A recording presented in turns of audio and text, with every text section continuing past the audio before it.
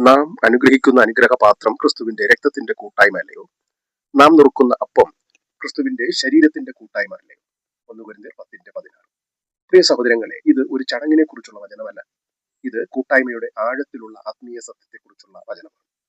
അപ്പം ക്രിസ്തുവിന്റെ ശരീരത്തെ ഓർമ്മപ്പെടുത്തുന്നു, പാനപാത്രം ക്രിസ്തുവിന്റെ രക്തത്തെ ഓർമ്മപ്പെടുത്തുന്നു. പക്ഷെ ഇത് ഓർമ്മ മാത്രമല്ല, ഇത് പങ്കാളിത്തവും കൂടിയാണ്. ക്രിസ്തുവിന്റെ യാഗത്തിലെ പങ്കാളിത്തം, ക്രിസ്തുവിന്റെ കൃപയിലെ പങ്കാളിത്തം, ക്രിസ്തുവിന്റെ ശരീരത്തിലെ അംഗത്വം. വചനം 17 പറയുന്നു, അപ്പം ഒന്ന് ആകൊണ്ട് പലരായ നാം ഒരു ശരീരമാകുന്നു. നാം എല്ലാവരും ആ ഒരേ അപ്പത്തിൽ അംശികൾ ആകുന്നുവല്ലോ. നാം പല കുടുംബങ്ങളിൽ നിന്നുള്ളവർ, പല സ്വഭാവങ്ങളുള്ളവർ, പല പശ്ചാത്തലങ്ങളുള്ളവർ. എന്നാൽ രക്ഷിക്കപ്പെട്ടതിലൂടെ നാം ഏവരും ക്രിസ്തുവിൽ ഒരൊറ്റ ശരീരമായി മാറി. അതുകൊണ്ട് കർത്തൃവിരുന്ന് എടുക്കുമ്പോൾ നാം നമ്മുടെ ഹൃദയത്തെ പരിശോധിക്കണം. എനിക്ക് ആരോടെങ്കിലും വിരോധമുണ്ടോ? എന്റെ ജീവിതം ക്രിസ്തുവിന്റെ ശരീരത്തിന് യോജിച്ചതാണോ?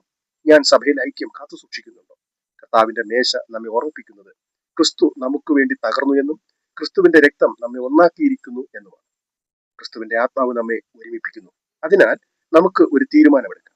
നാം ക്രിസ്തുവിന്റെ ശരീരത്തിന്റെ ഭാഗമാണെന്ന് മനസ്സിലാക്കി ജീവിക്കാം. ഐക്യത്തിൽ നടക്കാം, സ്നേഹത്തിൽ വളരാം. കാരണം ക്രിസ്തുവിൽ നാം ഒരു ശരീരമാണ്.